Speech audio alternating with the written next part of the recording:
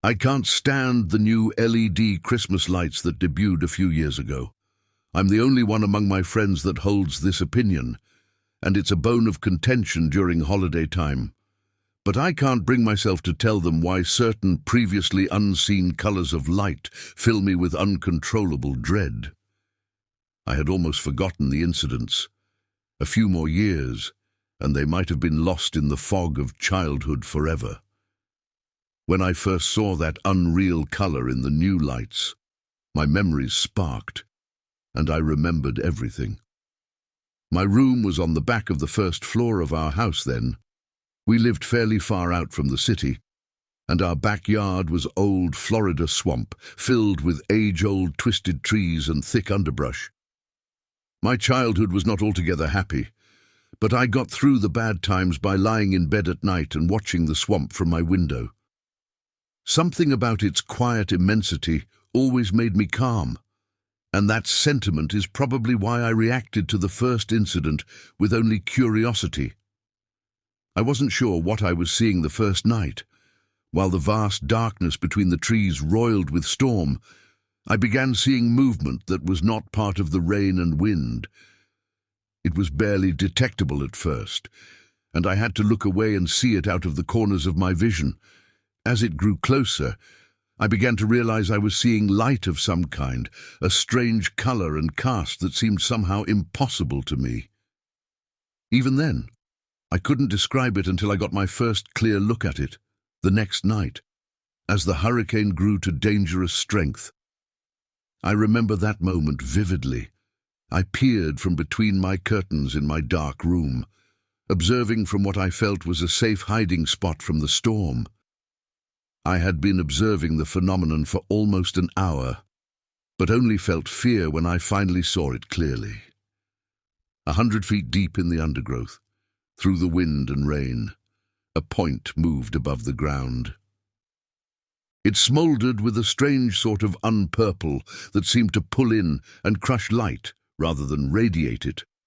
It moved laterally deeper into the swamp, seeming to bob slightly, maybe 10 feet off of the ground. As it moved off and disappeared, I realized that my curious game had become all too real. Still, I couldn't resist peeking out my window again the next night, which I now know in retrospect was the worst night of Hurricane Andrew. The storm was fierce and battered the trees mercilessly. Our house creaked and groaned constantly with the force of the wind. Engrossed in my investigation, I hardly noticed. This time I had binoculars. When I saw the unpurple radiating darkness again, I watched it closely. It seemed to be less a point and more a half circle of some kind. I stared intently at it until it suddenly stopped, something I had never seen it do, and the half circle moved and became a full circle. Confused, I dropped my binoculars, and they clattered to the floor. It was then that I saw a second light near the first, a deep, bright blue point that made my vision feel strange in a different way than the purple dark light. It was then that I realized what I was looking at. 10 feet off of the ground, among the storm-battered trees, I was seeing an impossible pair of eyes, and they were looking right at my hiding spot. The mismatched points of light began to bob and grow in size and seeming malevolence, approaching my curtained window. It was then that I was scooped up from behind, screaming, and carried out of the house by my father. Stinging rain and lashing wind blasted us painfully as he ran us to the car and then drove our family to a storm shelter. I was never able to get the straight story out of my father about why he suddenly chose to change his stubborn opinion about staying home despite the storm, or why he chose to evacuate us to safety at that moment.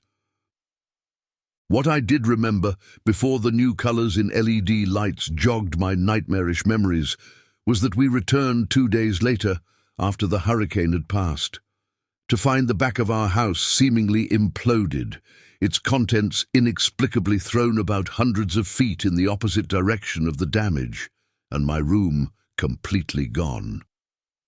My father decided to use the insurance money from the storm damage to move us cross-country, and I have never been back.